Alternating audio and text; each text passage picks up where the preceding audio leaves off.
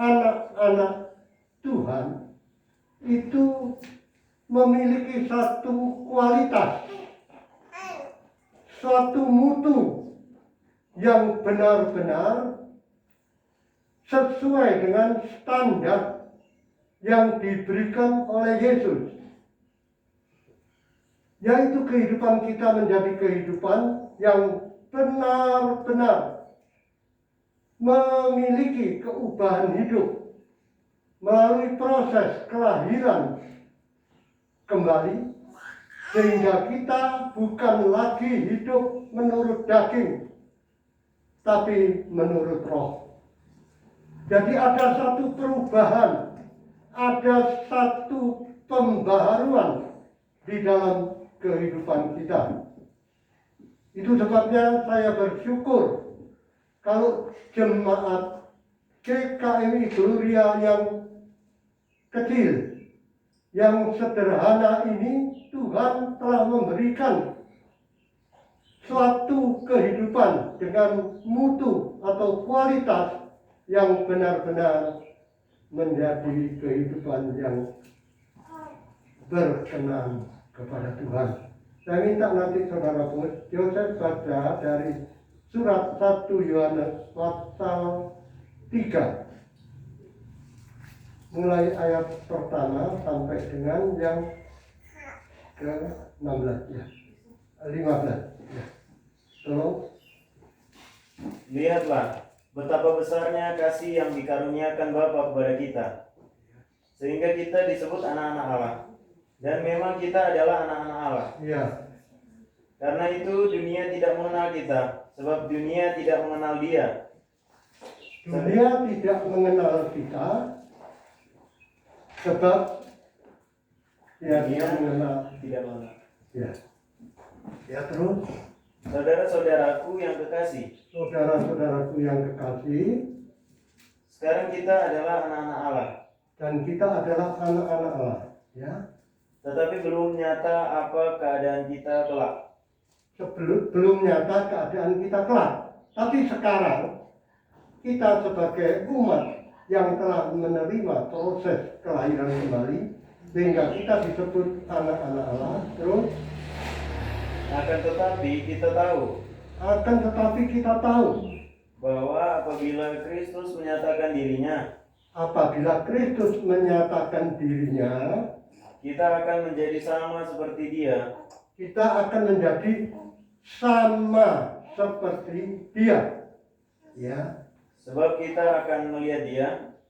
Sebab kita akan melihat Dia dalam keadaannya yang sebenarnya.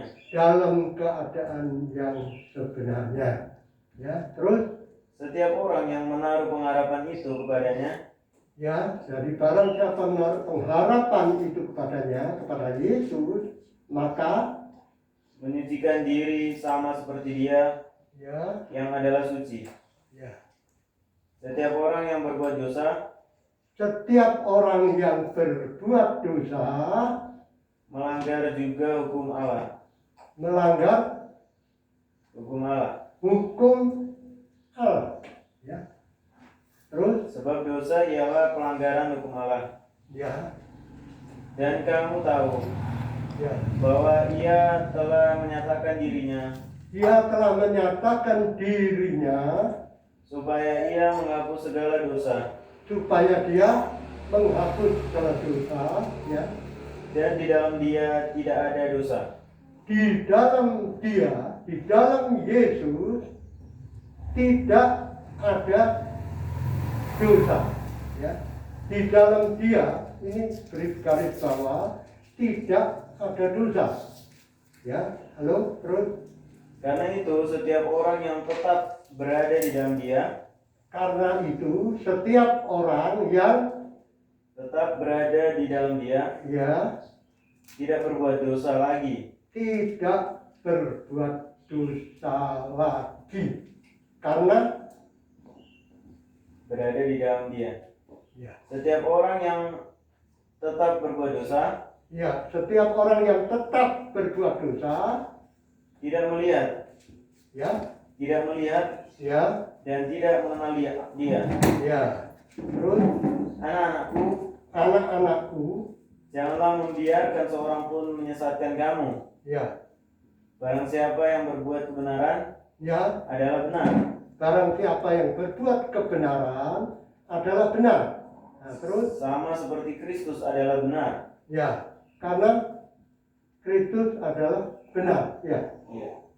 Barang Terus, siapa yang tetap berbuat dosa siapa yang tetap berbuat dosa berasal dari iblis. berasal dari siapa? Iblis. Iblis. Ya. Jadi di sini ada pribadi Yesus dan pribadi iblis. Ya. Jadi anak-anak Tuhan itu adalah orang-orang yang berbuat benar karena Yesus telah menyatakan diri kepada kita sebagai orang yang benar.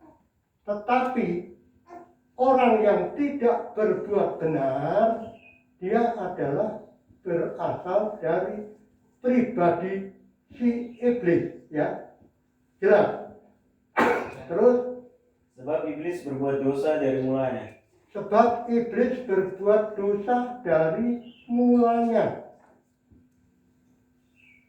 Untuk inilah anak Allah menyatakan dirinya, Ya, yaitu supaya ia membinasakan perbuatan-perbuatan iblis itu. ya, supaya ia, halo, membinasakan, ya, perbuatan iblis itu. iblis itu. Ya, terus Setiap orang yang lahir dari Allah setiap orang yang lahir dari Allah tidak berbuat dosa lagi, tidak berbuat dosa lagi. Ya, terus sebab benih ilahi tetap ada di dalam dia. sebab benih ilahi ada di dalam dia, yaitu Roh Kudus. Benih ilahi itu ada di dalam setiap kehidupan kita, ya, terus. Dan ia tidak dapat berbuat dosa, Dan ia orang yang telah dilahirkan kembali dan benih ilahi itu ada di dalam dia, dia tidak dapat berbuat dosa. Ya, betul ya. Terus lanjut, ada lanjutan. karena ia lahir dari Allah. Karena ia lahir dari Elohim, dari Tuhan, ya, dari Bapa. Kemudian Inilah tandanya anak-anak Allah dan anak-anak iblis. nah, ada tandanya, ya. Anak-anak Allah dan anak-anak iblis. Masing-masing punya tanda, diberi tanda, stempel, ya. Milik Yesus dan milik iblis, ya. Jadi ada tandanya di dalam kehidupan anak-anak Tuhan dan anak-anak iblis. Ada tandanya, diberi tanda, ya, stempel sebagai bukti milik Tuhan dan milik iblis, ya. Terus Setiap orang yang tidak berbuat kebenaran setiap orang yang tidak berbuat kebenaran tidak berasal dari Allah, tidak datang dari Elohim atau Allah atau Tuhan, ya. Terus demikian juga barang siapa tidak mengasihi saudaranya, demikian juga orang yang tidak mengasihi saudaranya. tidak mengasihi saudaranya, Kasih terhadap saudara sebagai tanda hidup baru. ya, Sebab inilah berita yang telah kamu dengar dari mulanya, ya, yaitu bahwa kita harus saling mengasihi. kita harus saling mengasihi, ya. Bukan seperti Kain. Bukan seperti Kain. Dia menyebut dalam perjanjian baru, dalam perjanjian lama. Yohanes ini kembali kepada pola di mana Tuhan menciptakan manusia, ya, yaitu dari keturunan Kain yang telah membunuh adiknya, yaitu Habel. Sehingga si jahat ini berusaha untuk membinasakan adiknya, ya, yang berasal dari Tuhan, untuk menumpas kebaikan. Di dalam dunia, sejak Adam dan Hawa jatuh ke dalam dosa, maka manusia telah kehilangan kemuliaan Tuhan. Ya, sehingga pada waktu Kain membunuh adiknya yang berbuat benar, maka saat itu kehilangan yang dinamakan kebaikan. Tapi akhirnya Tuhan memberikan ganti daripada Habel ini, yaitu seorang anak dari Adam yang bernama Set. Nah, kemudian disitulah terjadi satu pertumbuhan yang sama-sama bertumbuh. Yang satu si jahat berasal dari Kain, dan yang kemudian melakukan kebenaran disebut anak-anak Allah itu adalah keturunan dari Set. Ya. Kejahatan ini selalu berusaha untuk memusnahkan kebenaran. Sehingga pada waktu itu di dalam Kejadian juga disebutkan keturunan manusia dan keturunan anak-anak Allah. Itu berbicara tentang dua keturunan, yaitu anak-anak dari Set yang disebut anak-anak Allah, dan keturunan dari Kain yang disebut anak-anak manusia. Anak-anak manusia ini mencoba berusaha untuk memusnahkan kebenaran itu, sehingga anak-anak manusia ini cantik-cantik, ya, itu tertulis di dalam kitab Kejadian. Dan anak-anak Allah ini tertarik untuk melihat kecantikan dari anak-anak manusia, yaitu keturunan dari Kain ini. Sehingga terjadilah percampuran, pernikahan antara keturunan Kain dan keturunan Set. Maka saat itulah manusia mulai bertambah dan berbuat dosa. Ya. Sehingga Tuhan katakan, karena mereka telah melakukan kejahatan, maka usia mereka hanya 120 tahun saja. Itu yang tertulis di dalam kitab Kejadian pasal 6. Dan di sini disebutkan oleh Yohanes di dalam Yohanes 1 Yohanes pasal 3 tadi, bahwa keturunan Kain adalah keturunan yang jahat. Dan itu berasal dari si iblis. Iblis berusaha untuk menjatuhkan manusia, keturunan Set ini, supaya mereka jatuh. Ya, masih ada? Diteruskan, lanjutkan, ada? Ayat 12, bukan seperti Kain yang berasal dari si jahat dan yang membunuh adiknya. Ya. Dan apakah sebabnya ia membunuhnya? Ya.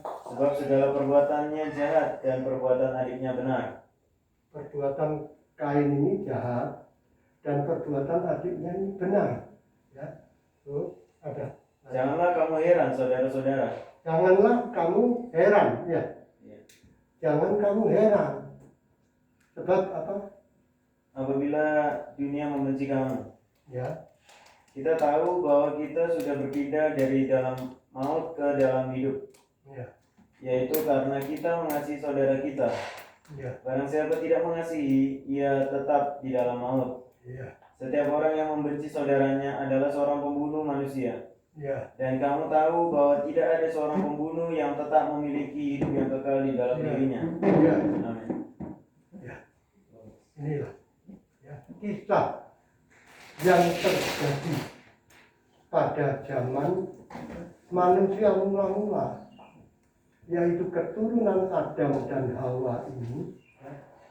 Karena Adam dan Hawa telah memakan buah pengetahuan tentang yang baik dan yang jahat, sehingga mau tidak mau, karena dia telah melanggar perintah dari Tuhan, maka itulah yang terjadi atas kehidupan manusia. Sehingga manusia ini dihadapkan kepada keadaan yang sulit untuk dihindari. Tetapi oleh kemurahan Tuhan, Tuhan telah memberikan anaknya sendiri, yaitu Yesus Kristus, untuk datang ke dunia sebagai manusia, untuk menyelamatkan kita dari penghukuman.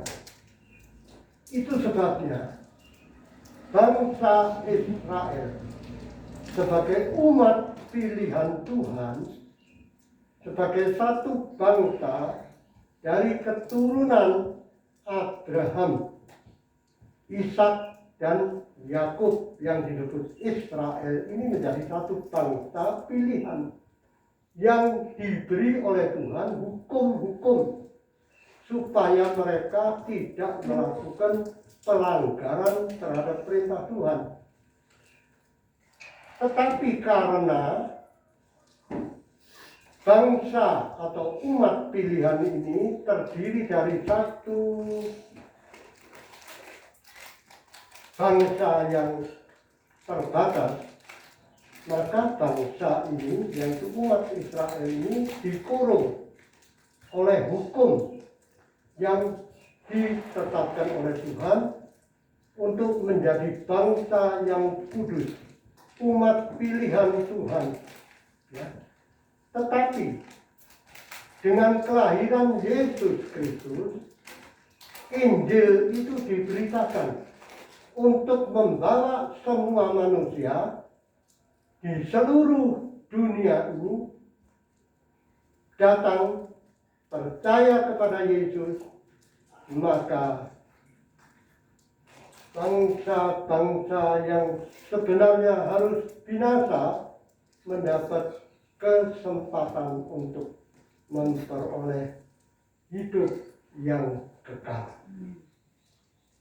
Melalui Injil inilah berita kabar baik keselamatan yang diberitakan itu membawa bangsa-bangsa di seluruh muka bumi ini memperoleh keselamatan. Yang pada mulanya hanya diberikan kepada bangsa Israel, keturunan daripada Abraham, Ishak, dan Yakub.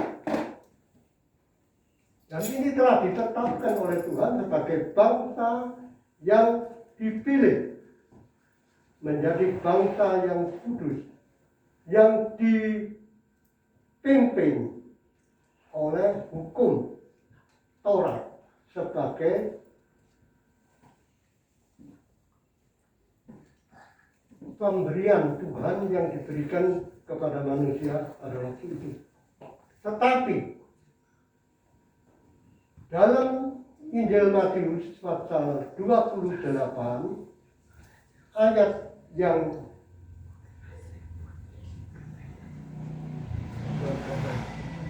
mengenai pergilah, jadikanlah semua bangsa muridku, baptislah mereka di dalam nama Bapa, Anak, dan Roh Kudus, dan ajarkanlah kepada mereka segala sesuatu yang telah ku perintahkan kepadamu. Apa yang diajarkan, apa yang diperintahkan oleh Tuhan, yaitu hendaklah kamu saling mengasihi. Kalau di dalam hukum Taurat disebutkan sebagai hukum yang tertulis di dalam 2 Log batu untuk mengasihi Tuhan dengan segenap hatimu, dengan segenap jiwamu, dengan segenap akal budimu, dengan segenap kekuatanmu, dan kasihilah sesamamu manusia seperti dirimu sendiri. Inilah hukum yang telah diberikan oleh Tuhan kepada manusia. Tapi dalam berita Injil, keselamatan yang diberikan kepada manusia, maka Yesus mengajarkan. Di dalam Injil Yohanes pasal 13 dikatakan, hendaklah kamu saling mengasihi seperti aku mengasihi kamu. Jadi berarti di dalam perintah Tuhan ini dikatakan ada keseimbangan, saling mengasihi satu dengan yang lain, saling mengampuni satu dengan yang lain. Sebab manusia tidak luput dari kesalahan, tidak luput dari kekurangan. Tetapi manusia diajar oleh Yesus untuk saling mengasihi seperti apa yang telah dilakukan oleh Yesus. Jadi kita harus saling mengasihi, ya, saling mengampuni, sehingga terjadilah kasih itu di dalam gereja Tuhan. Bukan saling membenci, bukan saling mencengkel, tidak. Tetapi apa yang diajarkan oleh Yesus, yaitu saling mengasihi. Seperti apa yang telah dilakukan oleh Tuhan kepada kita. Itu sebabnya dalam apa yang kita pelajari ini, seperti apa yang tertulis di dalam 1 Yohanes pasal 3 tadi, bahwa kita yang telah dilahirkan oleh Allah, kita tidak berbuat dosa. Ya. Itu sebabnya pada zaman Kain dan Habel sebagai keturunan pertama dari Adam dan Hawa, yaitu yang baik dan yang jahat ini, Kain berusaha membunuh adiknya. Dan di situ Tuhan berbicara kepada Kain melalui hati nuraninya. Iblis sudah sangat mengincar untuk kamu melakukan ini. Tetapi kuasailah dirimu untuk kamu tidak melakukan. Tetapi Kain tidak mampu. Kenapa? Karena Kain tidak memiliki Roh Kudus di dalam dirinya. Roh Kudus sebagai pengingat. Dalam perjanjian baru itu tepatnya Yesus katakan di dalam Injil Yohanes pasal 14. Jadi kita sebagai orang Kristen harus tahu kita ini sudah dipenuhi Roh Kudus atau belum. Tetapi apa yang dikatakan oleh Yesus bahwa barang siapa yang percaya kepada Dia, kemudian menerima Dia di dalam kehidupan kita, kita dibaptis menjadi umat yang telah menerima Tuhan sebagai guru di dalam kehidupan kita, sehingga Tuhan katakan, jadikanlah semua bangsa muridku. Tidak terkecuali siapapun yang menerima Yesus di dalam kehidupannya, kemudian menerima baptisan di dalam hidupnya, maka saat itu dia dipenuhi oleh Roh Kudus. Dimeteraikan dalam kehidupan orang Kristen itu sebagai milik Kristus. Dimeteraikan sebagai milik Kristus. Nah, kemudian setelah kita dimeteraikan oleh Roh Kudus di dalam kehidupan kita, maka kita percaya bahwa saat itu kita telah menerima Roh Kudus menjadi milik kita dan kita menjadi milik Tuhan. Ya.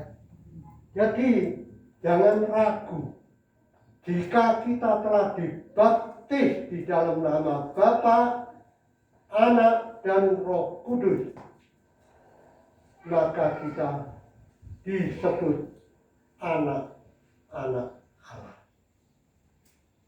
Sebagai milik kepunyaan Allah yang telah dimeteraikan dengan meterai, yaitu stigma di dalam kehidupan kita, untuk kita menjadi milik kita Tuhan, dan kita diberi tanda.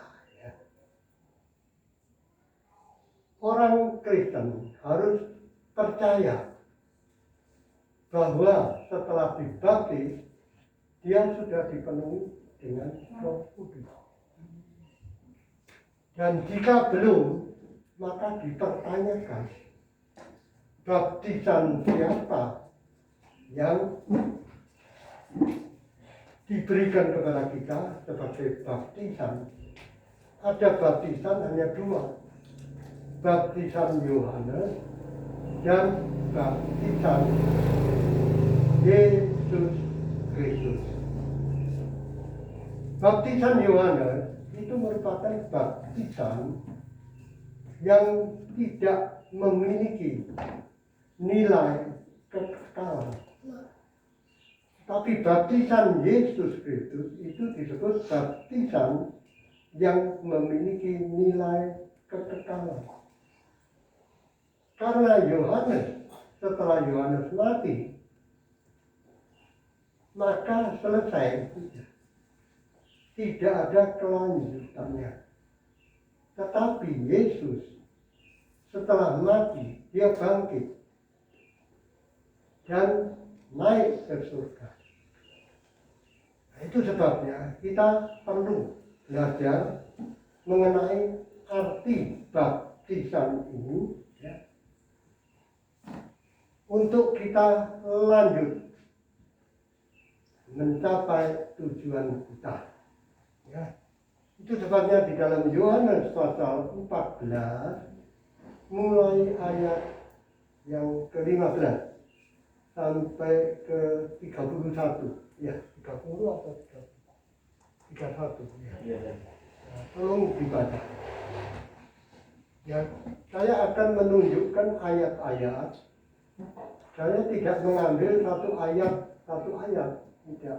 Tapi saya jelaskan melalui satu perikop. Supaya apa? Jadi apa yang disampaikan oleh Yesus itu bisa kita terbaca secara lengkap. Bisa saja kalau kita mengambil satu ayat yang penting untuk mendukung penyampaian itu. Tapi dalam bentuk pengajaran itu lebih baik kalau seluruh ayat dibaca dan saudara-saudara bisa mempelajari itu, ya, sehingga menjadi suatu rangkaian yang lengkap. Ya, coba baca Yohanes pasal 14 ayat 15 sampai 31. Ya. Yohanes pasal 14 mulai ayat 15. Bacanya agak pelan-pelan ya, karena telinganya opak ini nggak bisa peka ya, menangkap sesuatu pakai alat ini, jadi mesti satu-satu. Kalau getarannya terlalu cepat, ini nggak bisa menerima. Ya, gitu. Ya. Oke. Yesus menjanjikan penghibur. Ya. Jadi di sini judulnya Yesus menjanjikan penghibur kepada siapa? Kepada murid-muridnya. Karena waktu itu masih berupa janji. Ya. Kalau janji itu belum diterima, masih dijanjikan. Yesus menjanjikan kepada murid-muridnya penghibur. Ya. Tapi kalau kepada kita, Yesus sudah mati, bangkit, kemudian dipermuliakan, dan janji itu sudah bukan merupakan janji lagi, tetapi merupakan satu kegenapan dari janji yang diberikan kepada murid-muridnya pada waktu itu. Ya. Jadi kita sekarang sudah menerima janji itu dalam bentuk kegenapan dari janji itu. Ya, jelas ya. Jadi supaya kita di dalam mendengar, mempelajari kitab suci itu, supaya kita bisa mengerti makna dari baptisan air itu. Itu sebabnya dalam tekanan yang disampaikan oleh Yesus, baptisan air itu maknanya yang penting, bukan tata caranya. Ya. Saya tidak mengajarkan, di sini tidak mengajarkan bagaimana cara kita yang benar dibaptis itu bagaimana. Saya tidak ajarkan karena itu melanggar ADART dari organisasi.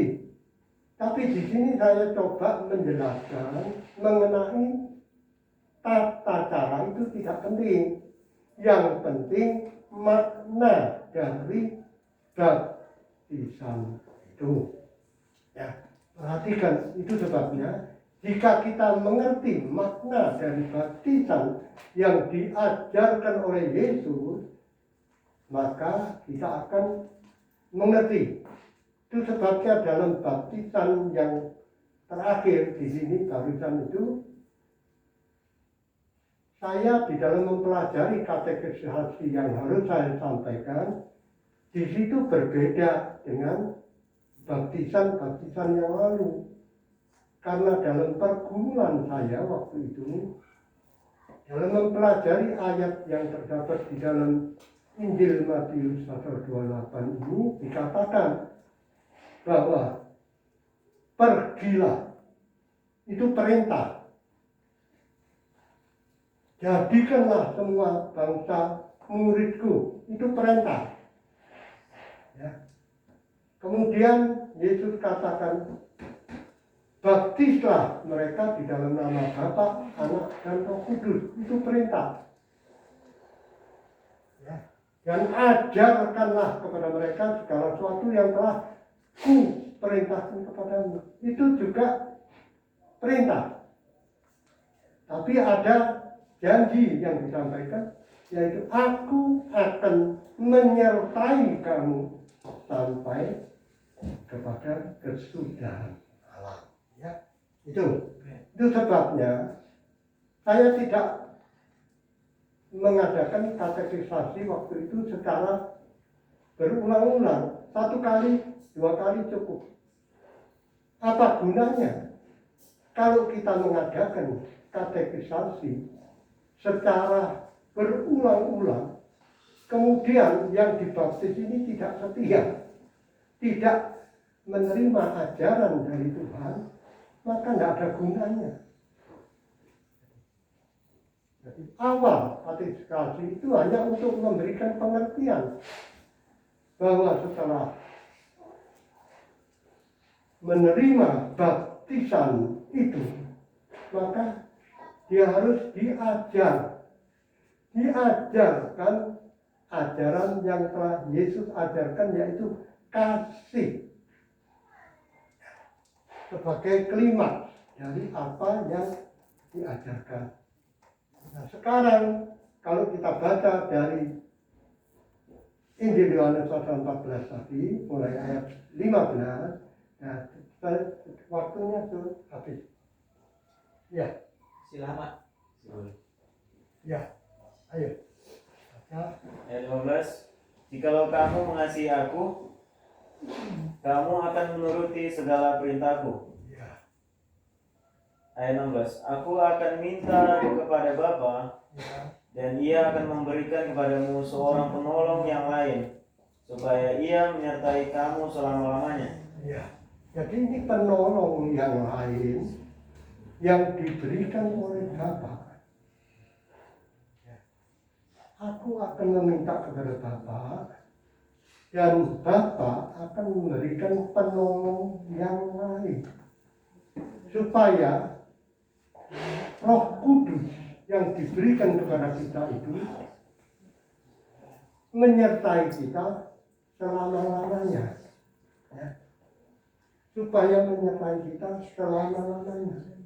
Karena Roh Kudus ini adalah roh yang kekal. Syaratnya mudah. Jikalau engkau mengasihi aku, maka aku akan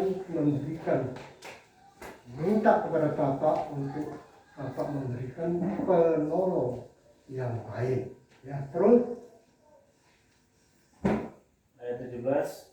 Yaitu roh kebenaran. yaitu roh kebenaran. Ya, terus Dunia tidak dapat menerima dia, dunia tidak dapat menerima dia. sebab dunia tidak melihat dia, Dunia tidak melihat dia, dan tidak mengenal dia. dan juga tidak mengenal dia. Tetapi kamu mengenal dia, Tapi kamu, ya, orang Kristen, mengenal dia, dia. Ya.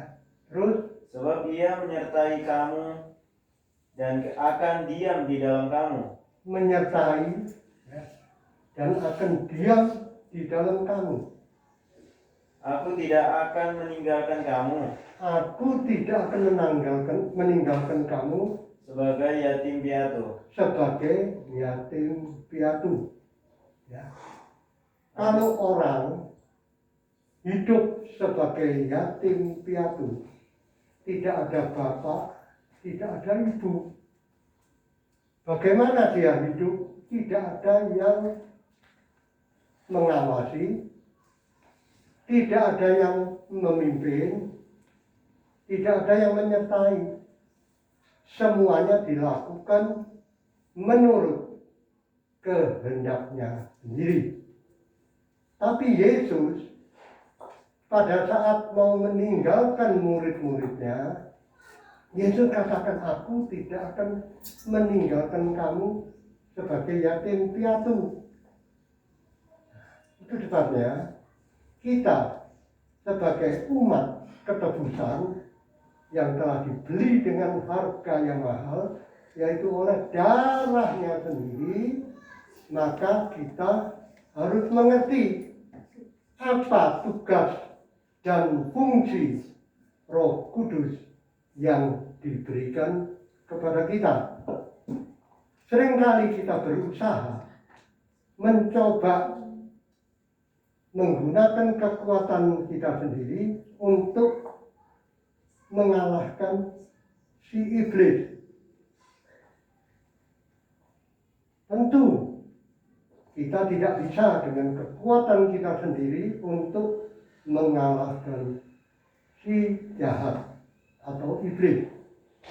Nah, itu sebabnya Yesus tahu apa yang dihadapi oleh murid-muridnya, apa yang akan dihadapi oleh murid-muridnya, sehingga Yesus tidak meninggalkan murid-muridnya sebagai yatim piatu.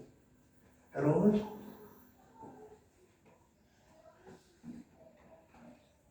ya, Aku datang kembali kepadamu. ya, Aku tidak akan meninggalkan kamu sebagai yatim piatu. ya. Aku datang kembali kepadamu. Aku Datang kembali kepadamu. datang kembali kepadamu. Tinggal sesaat lagi. Ya, tinggal sesaat lagi. Tidak lama, sesaat lagi. Ya, Dan dunia tidak akan melihat aku lagi. dan dunia tidak akan melihat aku lagi. Kemana? Yesus akan naik. Ya, setelah mengalami kematian, kebangkitan, dan kenaikan. Itu Yesus sudah tidak mungkin akan ditemui oleh murid-muridnya lagi. Ya. Halo, ya terus. Tetapi kamu melihat aku. Tetapi kamu melihat aku, bukan melihat sosok Yesus Kristus yang sebelumnya sebagai manusia, tetapi ya, Sebab aku hidup ya, dan kamu pun akan hidup. ya, Pada waktu itulah kamu akan tahu pada waktu itulah kamu akan tahu ya, bahwa aku di dalam Bapa-Ku dan kamu di dalam aku dan aku di dalam kamu. ya. Ini adalah kesatuan yang diberikan oleh Tuhan kepada kita sebagai anak-anak, ya.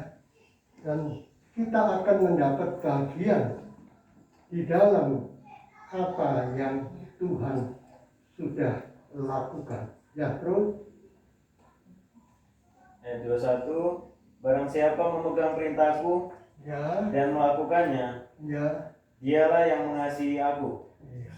Jadi ini mengasihi Tuhan itu bukan kalau kita katakan dengan mulut kita, Tuhan aku mengasihi engkau. Ya, tapi mengasihi Tuhan yaitu melakukan perintah-perintahnya. Petrus sebagai salah satu murid dari Tuhan yang tertua. Dia seorang yang vokal, memiliki kemauan pengabdian yang benar-benar tulus kepada Tuhan. Tetapi dia gagal di dalam melakukan apa yang menjadi perintah-perintah Tuhan. Kenapa? Karena Petrus menggunakan kekuatannya sendiri. Tetapi Roh Kudus diberikan kepada kita karena kita ini tidak mampu. Sehingga Roh Kudus diberikan kepada kita untuk memampukan kita. Sedikit kesaksian yang saya alami di dalam kehidupan saya. Saya seorang pemuda waktu itu, masih berusia 23 tahun. Saya mulai mengenal dia. Yesus Kristus yang waktu itu saya kenal sebagai juru selamat yang menyelamatkan saya. Sebelumnya saya menganut agama lain. Sehingga pada waktu saya menerima dia, saya tidak tahu, tidak mengerti apa arti baptisan itu. Sehingga pada usia itu, ya, saya baru bertobat 1 tahun. Kemudian tahun 66 saya dibaptis. Seperti apa yang diajarkan oleh pendeta yang membaptis saya. Ya, waktu itu dikatakan, zaman tahun 66 itu adalah tahun di mana gerakan G30S PKI itu ditumpas, maka tua muda besar kecil, jika orang itu menganut partai ini maka dibantai. Saya waktu itu sebagai penganut agama Konghucu. Konghucu itu pada waktu itu belum dimasukkan dalam agama, tapi masih sebagai kepercayaan. Sehingga saya harus memiliki agama. Maka saya waktu itu mencoba untuk masuk di dalam baptisan. Kemudian tahun 66 saya dibaptis. Tanpa mengerti tujuan apa. Ya, tapi karena waktu itu hanya saya tahu, kalau orang nggak beragama mati, maka orang itu akan nggak selamat. Kalau saya dibaptis waktu itu dengan pengertian saya sebagai orang Kristen, maka saya selamat. Itu saja. Itu sebabnya setelah saya dibaptis tahun 66, saya tidak berubah. Tetap sebagai penjudi, saya tetap berjudi. Sebagai orang yang jahat, saya tetap jahat. Karena saya tidak mengenal arti baptisan itu sebenarnya. Saya hanya ikut-ikutan. Kemudian saya peminum, ya tetap minum. Ya. Sebagai orang Kristen, tapi kehidupan saya tidak berubah. Kemudian tahun 68 itu saya pindah gereja. Dari gereja yang membaptis saya beralih ke gereja lain. Kemudian setelah saya dibaptis di gereja ini, saya pindah ke gereja lain. Nah, di situ saya mulai terdidik, tapi dalam pengertian yang salah juga. Dalam artian tanda petik, bukan berarti salah di dalam mengajarkan, tidak. Tapi pendeta itu melakukan segala tata cara ibadah ini sebagai ahli Taurat dan orang Farisi. Jadi apa yang diajarkan itu berdasarkan hukum-hukum yang tertulis. Ya, ini penting. Sehingga pada waktu itu saya mulai berubah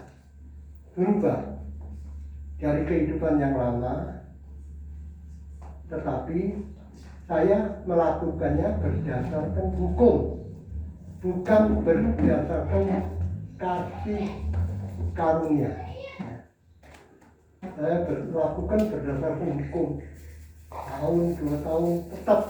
Jadi saya melakukannya berdasarkan hukum Taurat. Saya tidak melanggar hukum dalam arti moral saya mulai dibentuk, dibaharui. Tapi bukan karena karunia Roh Kudus yang diberikan kepada saya, sehingga saya tetap melakukan hukum-hukum, dasarnya hukum. Jadi saya membuat aturan-aturan terhadap anak-anak saya. Kalau belum punya SIM, tidak boleh naik motor. Kalau belum usia 17 tahun, kalian tidak boleh belajar motor. Itu aturan-aturan yang saya buat berdasar Taurat. Dan anak-anak saya didik keras untuk melakukan hukum-hukum yang tertulis. Dan saya terus hidup di bawah aturan-aturan itu. Sehingga saya berpandangan Saya tidak bisa berubah, marah, ya. Pemarah sekali saya. Kemudian saya lakukan dengan kekuatan saya sendiri, yaitu apa? Nama saya itu Singgih. Karena saya melihat bahwa Onesimus itu adalah orang yang dikatakan oleh ayat dahulunya tidak berguna, tapi sekarang dia berguna bagiku, kata Rasul Paulus, maupun bagimu, kepada Filemon. Nah, itu sebabnya Onesimus ini saya tertarik. Wah, dia kehidupan yang tidak berguna, sehingga saya mengambil nama itu. Nama saya ganti menjadi Onesimus. Dan dengan digantinya nama saya ini, saya tidak berubah. Nama berubah, Onesimus. Tapi sifat saya tidak berubah. Karena saya melakukannya berdasarkan kekuatan.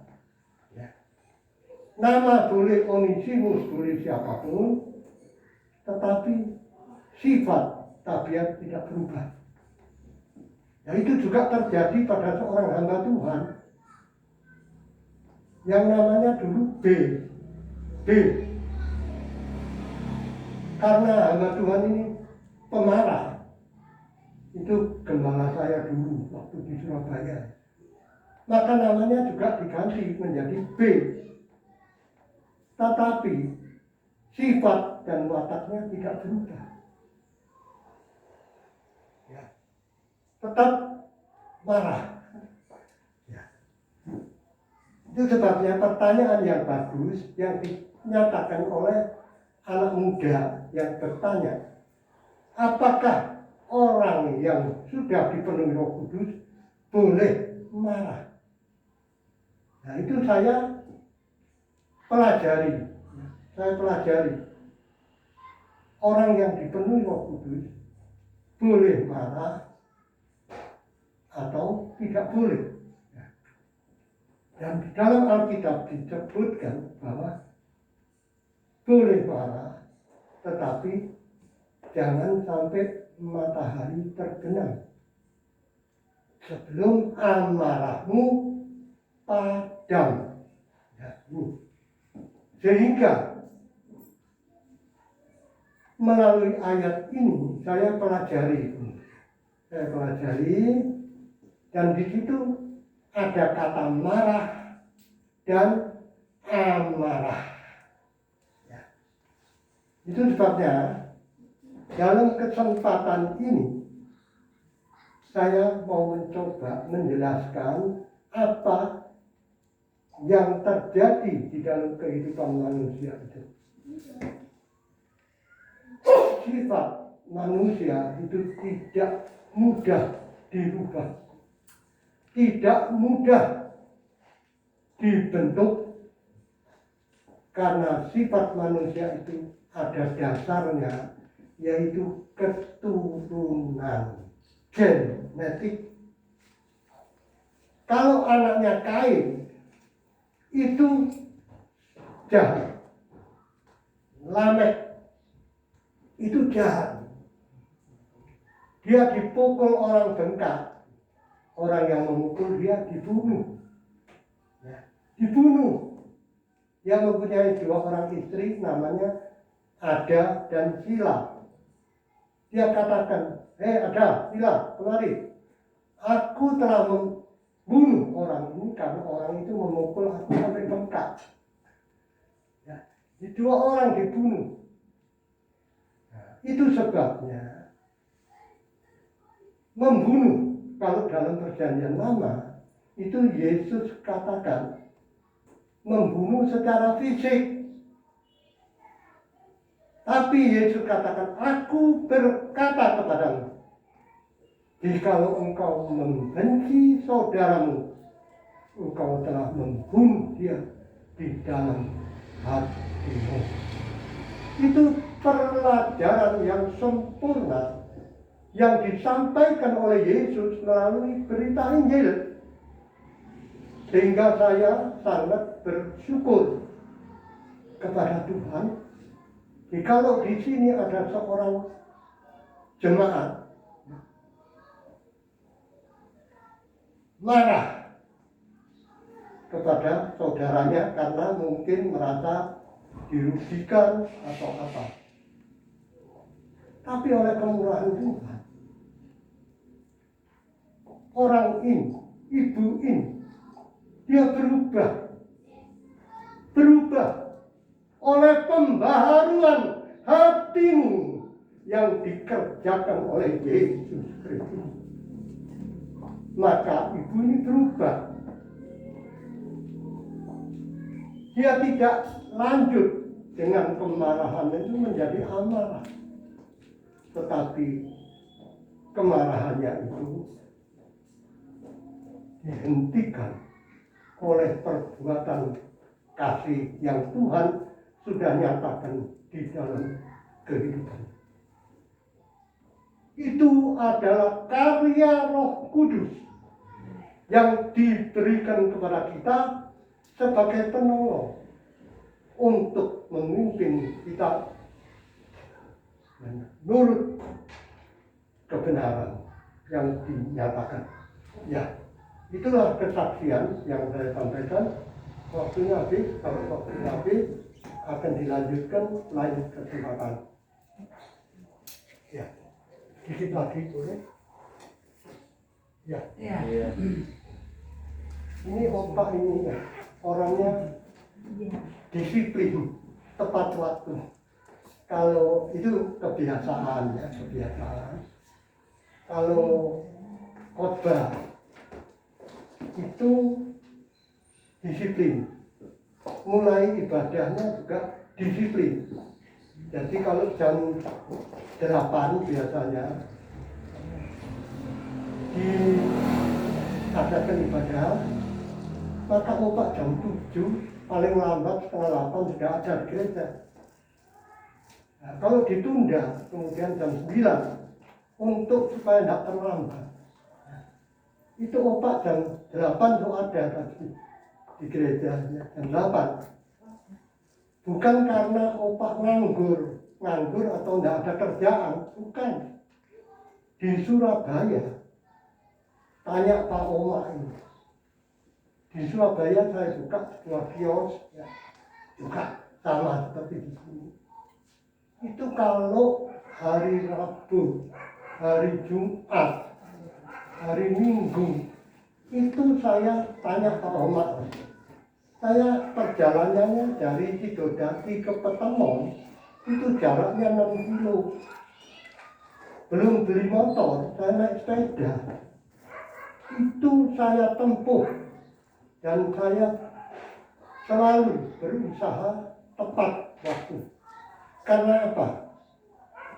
Karena saya tahu ibadah itu merupakan suatu kesempatan, kemurahan Tuhan yang diberikan kepada kita untuk kita menerima berkat. Itu sebabnya saya seringkali katakan, jikalau Anda jemaat di GKMI Gloria, pada saat kesempatan yang saya sampaikan, kesempatan yang diberi kepada saya untuk menyampaikan kebenaran, kalau saudara tidak mendapat kepuasan, saudara tidak bisa menerima berkat melalui apa yang saya sampaikan, lebih baik saudara tidur di rumah, tidak usah datang, karena saudara rugi apa? Rugi waktu, rugi lain-lain. Ya. Jadi lebih baik tidur. Tapi jikalau Anda mendapat berkat melalui penyampaian itu, maka saudara akan mendapat pahala. Itu. Jadi itu sebabnya saya tidak segan-segan, bukan mengusir ya, bukan.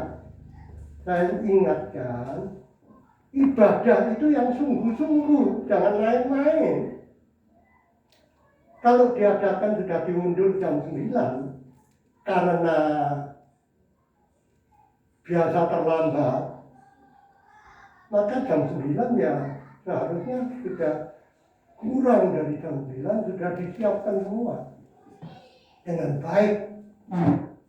Itu apa yang kita dapat ambil. Roh Kudus penolong. Kita tidak mungkin akan lepas dari jerat iblis yang sudah merasuk di dalam diri kita bertahun-tahun. Tidak mungkin. Seorang saudara pernah saya beri nasihat. Dia katakan, saya ini peminum. Saya berusaha untuk lepas dari minum ini. Bukan minum air, kalau minum air tidak apa-apa. Miras. Sudah saya beri nasihat. Saya bertekad untuk lepas. Saya katakan tidak bisa. Kita tidak punya kekuatan untuk melawan ikatan dari si iblis ini. Saya beri contoh. Iblis mengikat kita itu hanya dengan tali kecil. Benang, bukan tali, benang.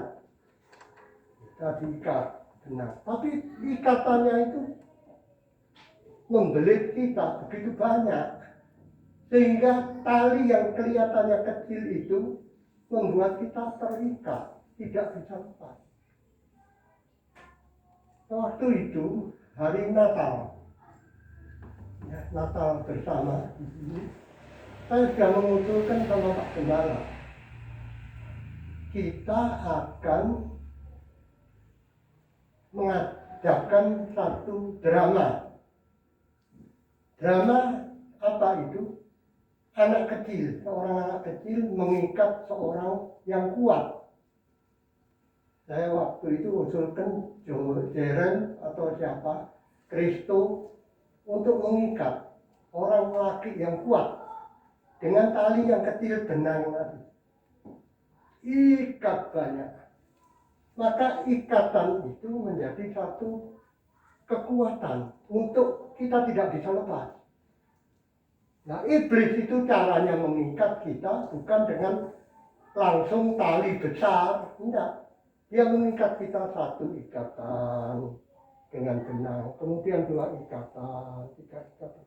Kalau ikatan itu sudah menjadi satu ikatan yang kuat mengikat kita, maka kita tidak bisa lepas.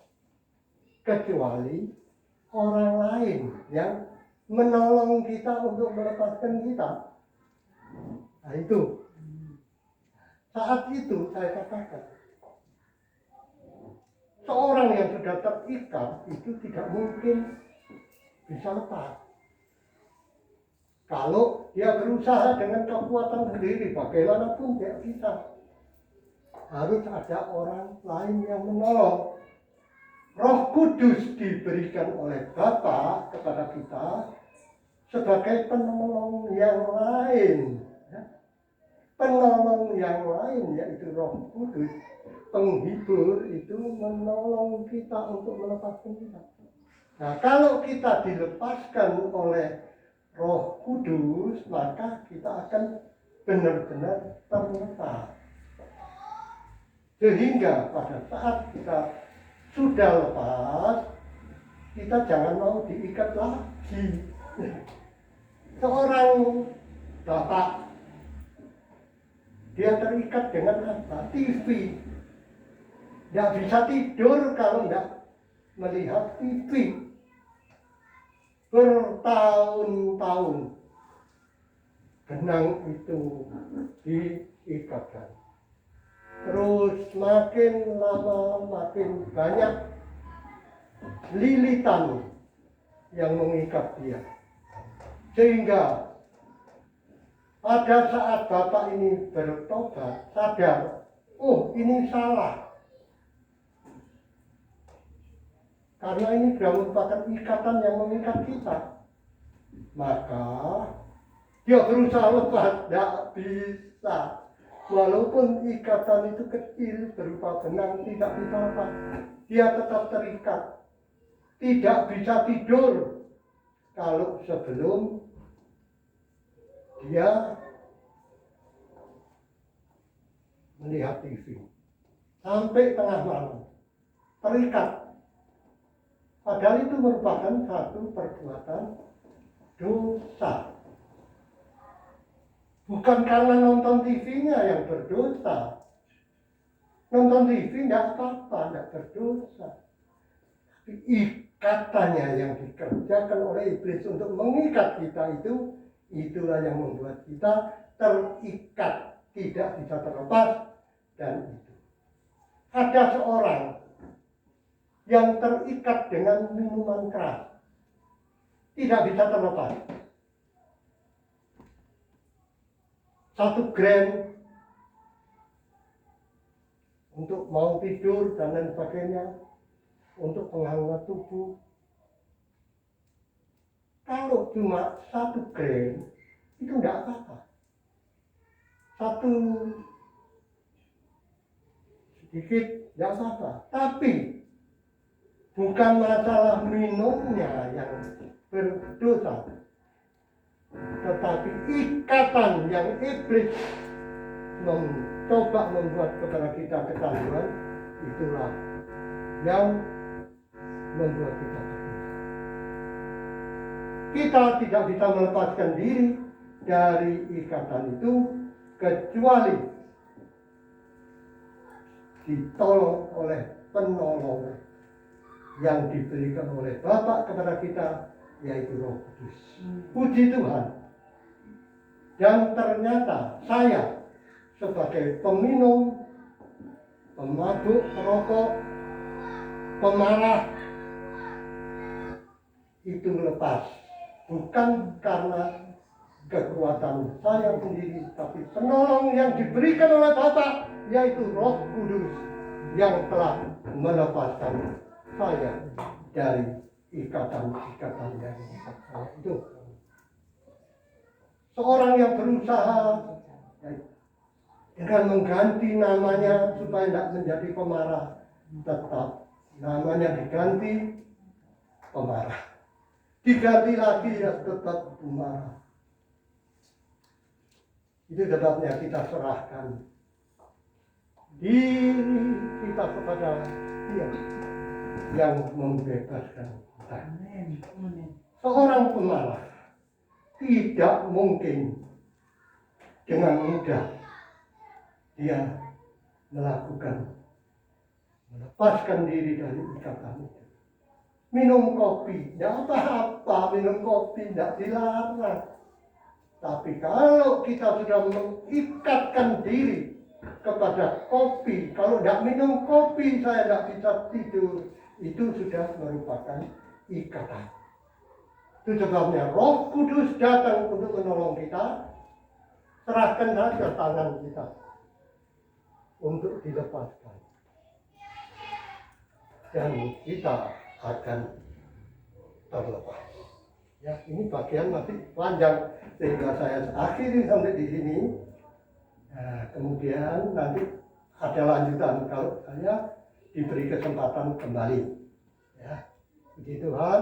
Dan kita tidak bisa melepaskan diri kita sendiri dari ikatan itu, tapi Tuhan yang akan melepaskan kita. Gampang.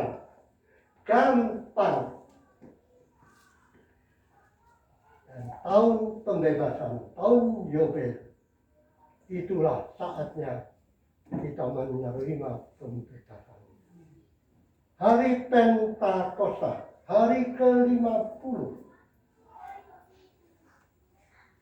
Sejak Yesus disalib, mati disalib, bangkit pada hari ketiga. Dan Yesus bersama-sama dengan muridnya, pada waktu Yesus telah bangkit 40 hari, dan 10 hari kemudian turunlah Roh Kudus. Dan saat itulah terjadi gerakan Pentakosta, yaitu gereja yang mula-mula menerima kuasa Roh Kudus. Dan pada saat itulah ikatan-ikatan itu terlepas dan boleh menerima kebebasan dari Tuhan. Kita akan masuk ke dalam perjamuan kudus. Ya, ada perjamuan kudus. Ada. Iya. Ada ya. Ada. Ada. Nanti pembacaan dari ayat-ayat yang berkenaan dengan perjamuan kudus ini akan dibacakan oleh saudara Joseph. Ya. Ini adalah tata cara yang dilakukan oleh gereja-gereja untuk mengingat korban Kristus. Itu tata cara. Oke? Sakramen kudus, tetapi kita tidak melihat tata cara itu, tapi kita melihat makna dari perjamuan kudus, yaitu tubuh dan darah Yesus yang saat ini ada di hadapan kita. Saya minta saudara Joseph untuk naik